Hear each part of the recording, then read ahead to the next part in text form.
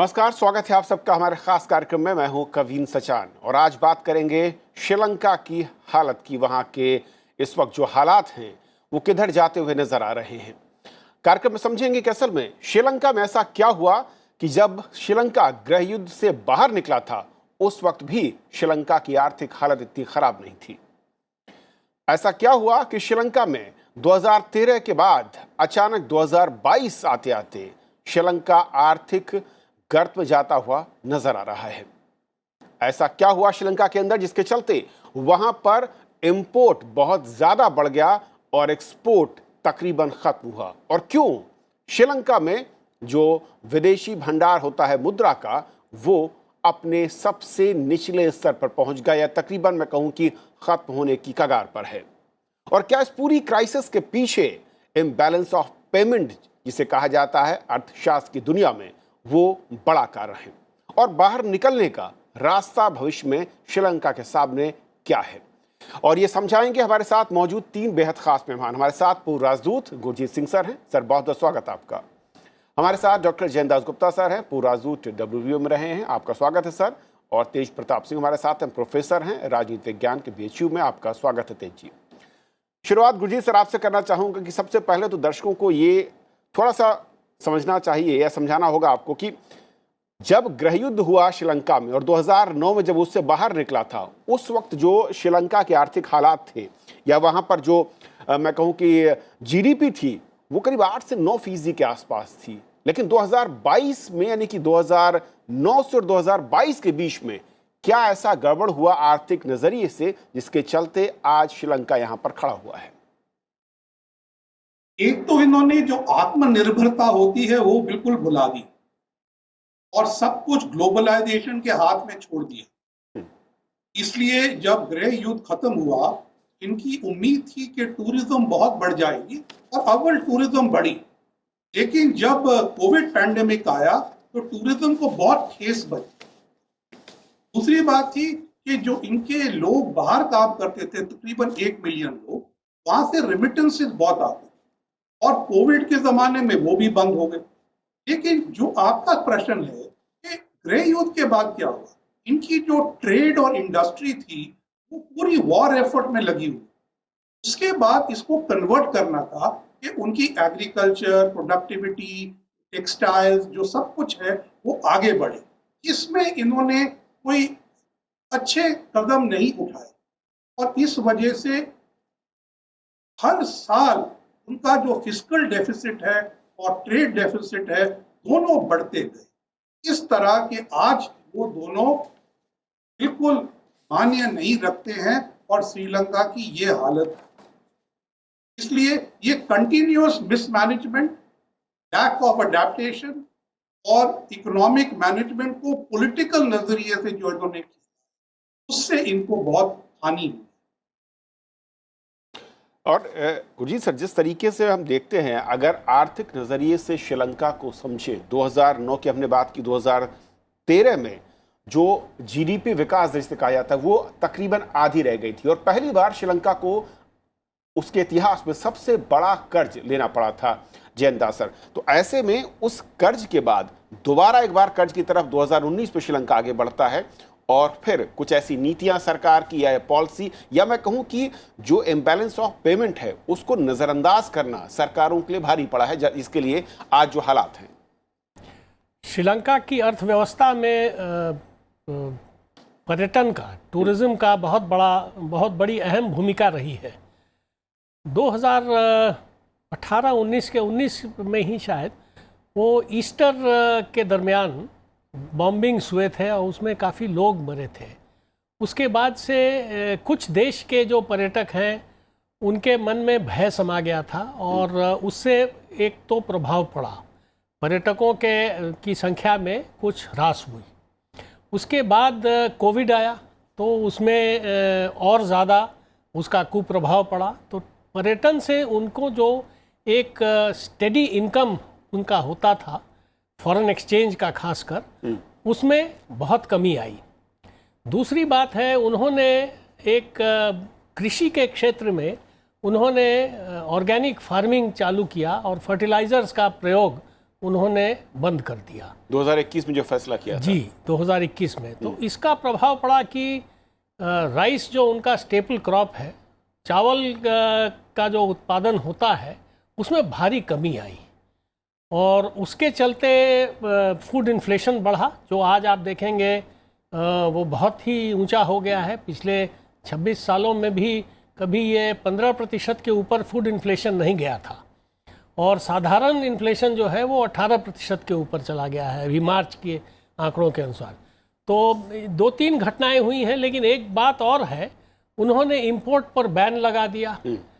उसके बाद उन्होंने जो प्राइस कंट्रोल्स थे जिससे इन्फ्लेशन कंट्रोल होता था, प्राइस कंट्रोल उन्होंने अक्टूबर 2021 में हटा दिए और पिछले 2 सालों में उन्होंने लगभग 40% जो उनका श्रीलंकन रुपीज़ है उसके सर्कुलेशन में वृद्धि की है।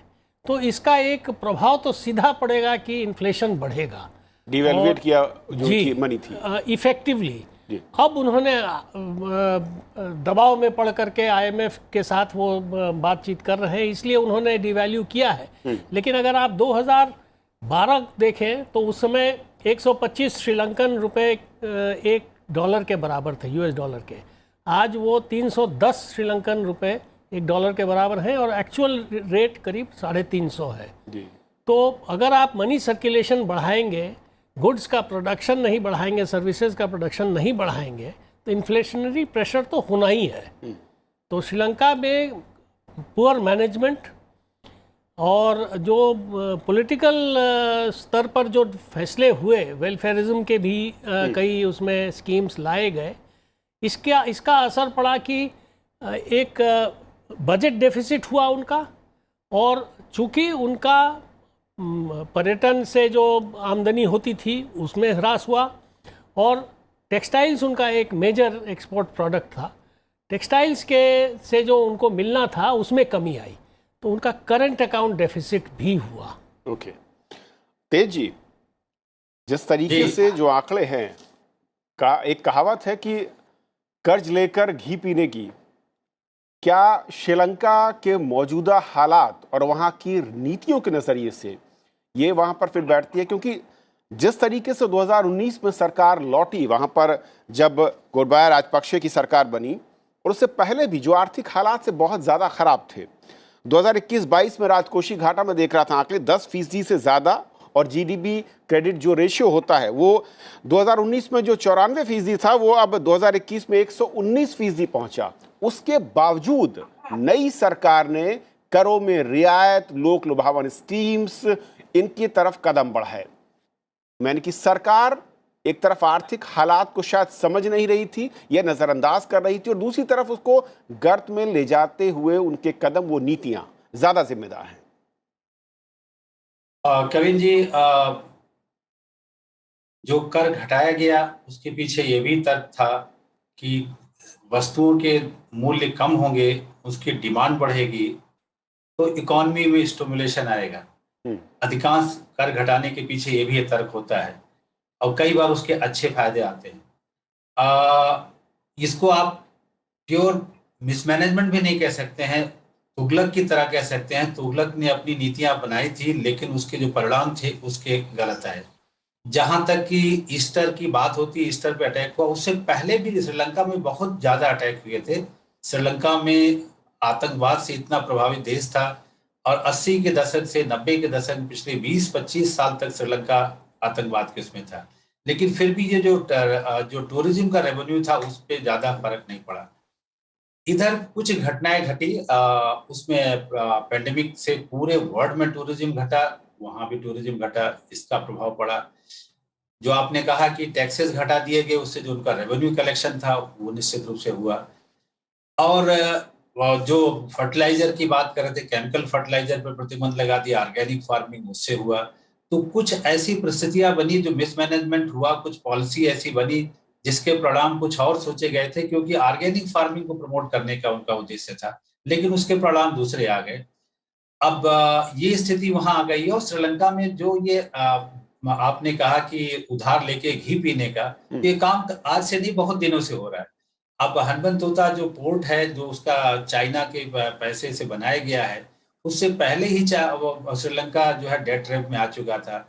अब हम सबको मालूम है श्रीलंका ने उसके ऑपरेशन को जो है लीज पे दे दिया है चीन को, क्योंकि वो हम्बनतोता के पोर्ट बनाने के लिए जो उन्होंने कर्ज ले रखा था, वो कर्ज भी सर्विस करने की पोजीशन में नहीं है। तो अभी मिसमैनेजमेंट की स्थिति वहां बहुत खराब हो गई है। इसेंशियल जो है, और श्रीलंका की जो इकॉनमी थी वो बहुत ज्यादा टूरिज्म पे बेस्ड थी, और टूरिस्ट सेक्टर प्रभावित होने से उनका रेवेन्यू कलेक्शन कम हुआ। जैसा कि हमारे पूर्ववर्ती लोगों ने कहा, आपने भी कहा कि टैक्स घटा, टैक्स कलेक्शन कम हुआ। तो इन सब का जो परिणाम ये हुआ कि आज श्रीलंका इस स्थिति में आ गया है। डेट ट्रैप कई उनकी पॉलिसी थी, उनके जो इंफ्रास्ट्रक्चरल प्रोजेक्ट थे उससे जो उनको रेवेन्यू जनरेशन का थे वो भी नहीं हो पाया है। तो इन सब का जो क्यूमुलेटिव रिजल्ट है कि आज यहाँ हम पहुंच गए हैं और उनको इमरजेंसी लगानी पड़ी है। और श्रीलंका जो ये जो राजपक्षा परिवार था, जो कि अभी इलेक्शन जीत के काफी बहुमत से आए थे, आज श्रीलंका की दुर्दशा के लिए इसी राजपक्षे परिवार को ही दोषी ठहराया जा रहा है। और श्रीलंका में विरोध हो रहे हैं कि राजपक्षे परिवार को अब वहां श्रीलंका के शासन से हट जाना चाहिए, तभी शायद श्रीलंका में शायद बेहतर दिन आ सके। और वहां पे फिर से इमरजेंसी लग गई है, जैसा आप सबको मालूम है। इमरजेंसी जो है वहाँ कोई आम मतलब नई बात नहीं है। आज श्रीलंका में इतिहास में देखें तो कई बार वहाँ इमरजेंसी लग चुकी है। तो अभी ड्रेस्टिक मेजर्स वहाँ अडॉप्ट किए गए हैं। श्रीलंका ने भारत से अपील की है, श्रीलंका ने चीन से अपील की है, श्रीलंका IMF से भी लोन के लिए प्रयास कर रहा है। तो हम ही आशा कर सकते हैं कि जो अभी वो बैलेंस ऑफ पेमेंट के डेफिसिट की जो बात कर रहे हैं, अभी वो जो डिफॉल्ट के सिचुएशन में हैं, तो शायद IMF के जो बेल आउट पैकेज है, भारत ने जो काफी उनको दे रखा है और भी उनके विचार कर रहा है, चाइना भी कर रहा है, तो शायद अंतर्राष्ट्रीय समुदाय आए और श्रीलंका बचाए। मैं श्रीलंका की बात में एक महत्वपूर्ण बात ये कहना चाहिए, श्रीलंका हमारा एक रोल मॉडल होता था दक्षिण एशिया में, क्योंकि जितने भी डेवलपमेंट के इंडिकेटर्स हैं उन सभी इंडिकेटर्स पर अगर जो श्रीलंका को देखा जाए तो वहां पे ह्यूमन डेवलपमेंट इंडेक्स और भी दूसरे जितने भी डेवलपमेंट के इंडेक्स है, श्रीलंका की स्थिति दक्षिण एशिया के देशों में सबसे बेहतर थी। पर कैपिटा इनकम और उनका जो है सब कुछ में, चाहे IMR हो, MMR हो, जितने भी जो है डेवलपमेंट के इंडेक्स हैं उसमें श्रीलंका हमेशा आगे रहता है। तो श्रीलंका एक साउथ एशिया में रोल मॉडल हुआ करता था। अब वही श्रीलंका आज जो है जो साउथ एशिया के लिए एक रोल मॉडल होगा था, आज वहाँ की ये ऐसी स्थिति आ गई है कि वो ह्यूमन डेवलपमेंट इंडेक्स में भारत से बहुत आगे हैं और भी जितने भी डेवलपमेंट इंडेक्स में बहुत आगे हैं। लेकिन वास्तविक स्थिति क्या है? अब तो एक प्रश्न चिन्ह, जो ढेर सारे हंगर इंडेक्स, डेवलपमेंट इंडेक्स और ये सब जो आ रहे हैं, उनपे भी लग रहा है कि हम इन सभी डेवलपमेंट इंडेक्स में देखें तो भारत की स्थिति को बहुत कम करके दिखाया गया है। लेकिन हमको श्रीलंका, बांग्लादेश भी हमसे आगे दिखाया जा रहा है, श्रीलंका भी आगे दिखाया जा रहा है, नेपाल भी कई बार आगे दिखाया जा रहा है। तो ये जो ग्लोबल एजेंसीज हैं, जो रेटिंग एजेंसीज हैं, जो दूसरे देशों को इतना अच्छा करके दिखा रही हैं, और जो आज स्थिति जो है कुछ ऐसी स्थिति हो गई है। बिल्कुल सवाल खड़े करता है कि एक तरफ देशों के इंडेक्स के अगर हम नंबर्स पर देखेंगे तो बहुत हाई उसमें था। बिल्कुल ठीक कहा आपने कि श्रीलंका दक्षिण एशिया में पूरे रीजन में बहुत अच्छे उसके इंडेक्स इंडिकेटर थे, लेकिन क्या आर्थिक इंडिकेटर खराब होते ही बाकी सारे इंडिकेटर ध्वस्त हो जाते हैं? गुरजीत सर, सवाल ये उठता है कि आगे का रास्ता है क्या? एक तरफ विदेशी मुद्रा भंडार खत्म, दूसरी तरफ इन्फ्लेशन में देख रहा हूं करीब 17.5% के आसपास, टैक्स कलेक्शन अपने लोअर साइड पर है, तो विकल्प हैं क्या श्रीलंका के सामने? मैं 1988 से 1991 तक श्रीलंका में रहा हूं। उस समय मैंने उनकी जो गृह युद्ध है, JVP का भी, LTT का भी, दोनों सहन किए। लेकिन जो इतनी गंभीर आर्थिक स्थिति है उस समय कभी नहीं हुई। तो इसलिए ये अपने अंदरूनी पॉलिटिक्स से और बैड मैनेजमेंट से श्रीलंका आज यहाँ पहुंची। अब सब कुछ आप छोड़ दीजिए। 2019 में गोटाबाया राजपक्षा राष्ट्रपति बनते हैं, 2020 में पार्लियामेंट्री इलेक्शन जीते। उसके बाद ये समय था कि ये स्टेट्समैन लाइक अप्रोच करें और अपनी इकोनॉमी को सुधारें। लेकिन उन्होंने इकोनॉमी को फिर भी शॉर्ट टर्म पॉलिटिकल नेचर से देखा, लॉन्ग टर्म स्टेट्समैन लाइक नहीं देखा। जो आज टेक्नोक्रेटिक काउंसिल बनाई गई है, ये उस समय बननी चाहिए थी, क्योंकि जैसे आपने और हमारे संबंधियों ने अभी बताया है, श्रीलंका की आर्थिक स्थिति पहले से गंभीर चल रही है, अभी तो क्राइसिस हो गया। ये 19-20 में मौका था और पैंडेमिक से पहले अगर वो कुछ पॉलिसी सुधार ले आते। पैंडेमिक ने तो बिल्कुल ही डुबो दिया इनको। दूसरी बात है कि इन्होंने एक अपना डोमेस्टिक पॉलिटिकल नैरेटिव बनाया हुआ है, वो है कि भारत हमारा मित्र नहीं है, चीन हमारा मित्र है। तो अभी भारत उनकी मदद कर सकता है और हम दिल खोल के मदद कर रहे हैं, लेकिन हमारी जो नीति है कि हम मदद उनके ऊपर थोपेंगे नहीं, हम जब मांगेंगे तो देंगे। इसलिए उन्होंने जो नैरेटिव बनाया है कि हम भारत पे निर्भर नहीं है, वो नैरेटिव को अब ये उल्टा कैसे साधे, ये इनकी एक बहुत बड़ी दुविधा है। इकोनॉमी को ठीक करने के लिए इनको पॉलिटिकल यूनिटी की जरूरत है। लोग श्रीलंका में कह रहे हैं राजापक्सा गो आउट, उन्होंने कैबिनेट तो आउट कर दी, खुद तो अभी वही है। तो अब लोगों को यह बताया जा रहा है कि हम गवर्नमेंट ऑफ नेशनल यूनिटी बनाएंगे जो ये इकोनॉमी को साधेगी।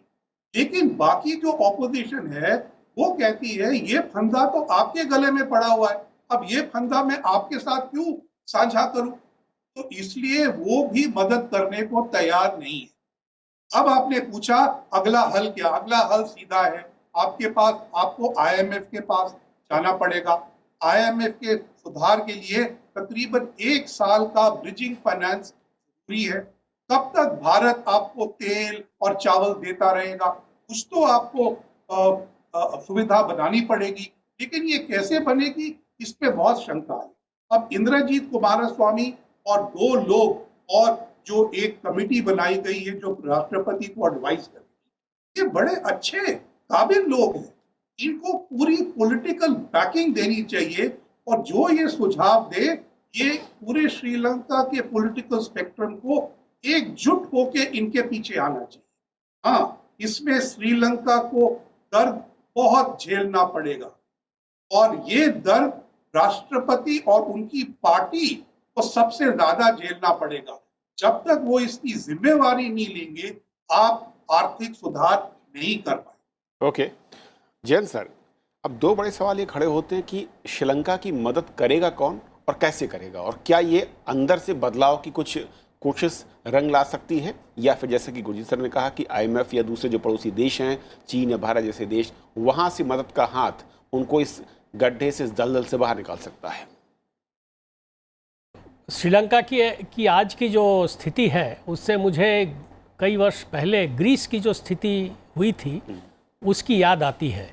ग्रीस में भी इसी प्रकार का मिसमैनेजमेंट हुआ था, प्रोफ्लिगेट स्पेंडिंग, लो टैक्सेस, और उसके चलते ग्रीस की जो हालत हुई थी उससे उबरने में उसे काफ़ी वर्ष लगे और लोगों को बहुत कठिनाइयों का सामना करना पड़ा, हार्डशिप्स झेलने पड़े। तो श्रीलंका के सामने कोई आसान सुझाव या कोई हल नहीं है, कठिनाई होगी और उन्हें हार्डशिप झेलने पड़ेंगे। ये जो टेम्पररी मेजर के रूप में अगर भारत ने जैसे $1 बिलियन दिया है, लाइन ऑफ क्रेडिट $500 मिलियन का उन्होंने डीजल दिया है, चीन ने दिया है, बांग्लादेश ने $200 मिलियन का दिया है, तो ये सारे चीज़ जो हैं सो कुछ दिनों के लिए चल सकते हैं।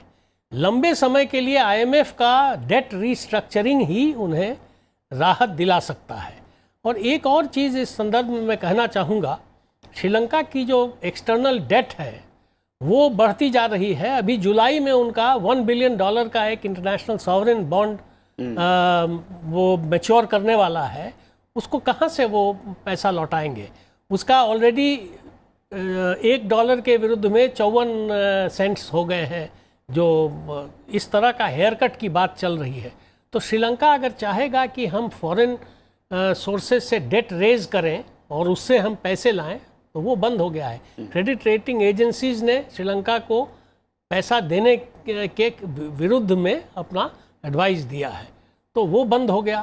अब पड़ोसी देश भारत, चीन ये हैं जो दे सकते हैं कुछ हद तक, और आईएमएफ है अल्टीमेटली। तो आईएमएफ अगर देता है, और एक और स्रोत है एशियन डेवलपमेंट बैंक की ओर से अगर कुछ योजनाएं हों, विकास की योजनाएं, और जो इंफ्रास्ट्रक्चर बैंक जो है, जो चीन ने सेटअप किया है, उनकी ओर से अगर कोई योजनाएं ली जाएं तो रोज़गार मिलेगा, कुछ उसमें जीडीपी में कुछ कंट्रीब्यूशन होगा और उससे उबरने में सहायता होगी। लेकिन हार्डशिप तो वहाँ के लोगों को झेलना पड़ेगा। ओके तेज जी, क्योंकि जब श्रीलंका के हम इस आर्थिक संकट को देख रहे हैं तो इसका इम्पैक्ट मैं कहूँ पॉलिटिकल विद इन कंट्री और इकोनॉमिक के नज़रिए से, पड़ोसी देशों के साथ रिश्तों के नज़रिए से कैसे ये करवट लेगा, और यहाँ पर भारत की भूमिका को आप कैसे देखते हैं? किस तरीके के विकल्प दोनों देशों के रिश्तों को लेकर जो रहे हैं और आगे के लिए? अभी वर्तमान में जो स्थिति है, पूरा गुस्सा राजपक्ष परिवार के प्रति है। तो अभी तो राजनीतिक जो इमीडिएट इम्पैक्ट है वो यही है कि राजपक्ष परिवार को सत्ता में श्रीलंका के बने रहने की संभावना बहुत कमी है। जो उन्होंने एलटीटी को समाप्त करके जो एक अपर हैंड उनको वहां की पॉलिटिक्स में मिला था, वो सब उसका इरोजन हो गया है। अब इमीडिएट पॉलिटिकल फॉलआउट श्रीलंका के अंदर यही है। राजपक्षा परिवार की जो इमेज थी, रीजनल इमेज थी, वो ये थे कि वो प्रो चाइना थे, और एक ये भी इमेज थी कि वो जो भारत के विरोधी, और जो एम्बेसडर साहब कह रहे थे कि जो अगेंस्ट इंडिया नैरेटिव जो बनाया गया था, उस अगेंस्ट इंडिया नैरेटिव बनाने में राजपक्षा फैमिली का भी इंपॉर्टेंट रोल था। तो राजपक्षा परिवार को चाइना का करीबी माना जा रहा था। जैसे कि मालदीव में जो यामीन सरकार थी, उसको चाइना का माना जा रहा था। तो राजपक्षा परिवार से जाने, अभी वर्तमान राजपक्ष परिवार तो भारत थोड़ा बैलेंस किया, उन्होंने रीबैलेंसिंग की है, उतना चाइना के प्रति उन्होंने वो फेवरेबल रुख नहीं अपनाया है। तो फिलहाल श्रीलंका में जो भी आए, भारत का मित्र ऐसे जो हैं, जो पड़ोसी देशों की जो मजबूरियां हैं, जो भी श्रीलंका के शासन में रहेगा, भारत को अच्छे संबंध रखने होंगे। और उतनी बात श्रीलंका पे भी लागू होती है कि श्रीलंका को भी भारत से अच्छे संबंध होंगे। अभी इस संकट में यदि श्रीलंका के पास कोई आया है सबसे ज्यादा उसमें लेकर के, तो भारत उसमें भी अग्रणी रहा है। भारत ने उनको सब प्रकार की सुविधाएं दी है। जहां तक है लॉन्ग टर्म में अंतर्राष्ट्रीय परिदृश्य पे, तो राजपक्षा परिवार के खिलाफ अमेरिका का हमेशा से हो रहा है, और ढेर सारे यूएन से रिलेटेड जो बॉडीज हुआ ह्यूमन राइट्स के इशू पे, गोटबाया राजपक्षा के खिलाफ, महेंद्र राजपक्षा के खिलाफ ढेर सारे प्रस्ताव लाए गए हैं।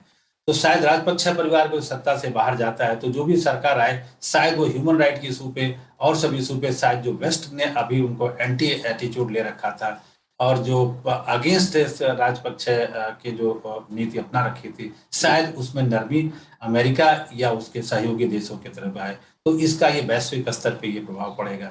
भारत के लिए राजपक्षा परिवार के फिलहाल अभी भारत से उन्होंने अच्छे संबंध बना रखे, मोदी से व्यक्तिगत संबंध उन्होंने अच्छे कर रखे हैं, और लेकिन फिर भी जो इमेज है उनके राजपक्षा परिवार के कि वो प्रो चाइना है। तो भारत विन विन सिचुएशन में है। राजपक्षा परिवार कंटिन्यू करता है तो भी हमारे लिए कोई इतना बुरा नहीं है, दूसरा आता है तो भी हमारे लिए अच्छा होगा।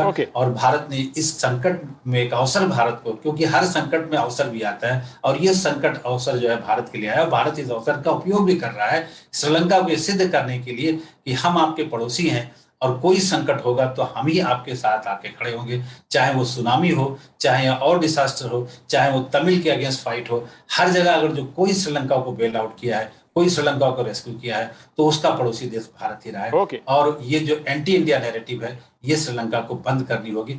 गुरजीत सर, जो तेज जी ने कहा, मैं उस पर एक आखिरी कमेंट चाहूंगा आपका। गुरजीत सर, की भारत के नजरिए से इस वक्त एक बेहतर मौका है रिश्तों में एक नई शुरुआत के नजरिए से, श्रीलंका के लिए कितना महत्वपूर्ण हो जाता है वापस भारत के साथ जुड़ना, या इस पूरे के पूरे क्राइसिस से बाहर लाने में उसके रोल को लेकर? जो छोटे पड़ोसी होते हैं बड़े देशों के, हमेशा वो दुविधा में रहते हैं कि मैं कितना नाक चढ़ाऊं और कितनी कटी करूं।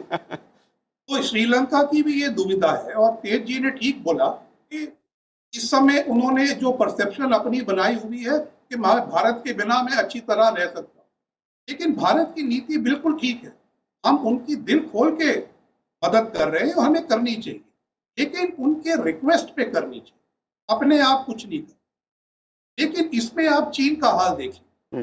अब आप देखिए, मार्च में चीन के विदेश मंत्री पाकिस्तान, अफगानिस्तान, भारत और नेपाल आए। श्रीलंका में संकट चल रहा, वहां नहीं गए, लेकिन जनवरी में श्रीलंका गए थे अफ्रीका सफारी के साथ। इस बारी क्यों नहीं गए? क्योंकि जनवरी में श्रीलंका ने कहा था इस साल मेरे $2 बिलियन का रीपेमेंट है, उसको प्लीज डिफर कर दीजिए। वो नहीं माने हैं, आज तक नहीं माने हैं, और वो यही कह रहे हैं कि हम आपको 2 बिलियन दे देंगे, पहले आप हमारे 2 बिलियन लौटाइए।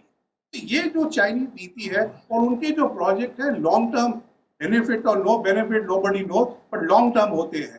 भारत तो आम श्रीलंकन की मदद कर रहा है और हमें ये करना ही चाहिए। बहुत बहुत शुक्रिया आप तीनों मेहमानों का हमारे साथ इस चर्चा में जुड़ने के लिए और हमारे दर्शकों को समझाने के लिए कि असल में श्रीलंका में जो आज हालात पैदा हुए हैं उसके पीछे की बड़ी वजहें क्या हैं और पिछले 30 साल में श्रीलंका ने जो सफर तय किया है उसमें क्या बड़ी खामियां रही हैं जिसके चलते आज वो आर्थिक झंझावत से जूझ रहा है और उससे बाहर आने का रास्ता और विकल्प उसके सामने क्या है। तो आज फिलहाल इतना ही। नमस्कार।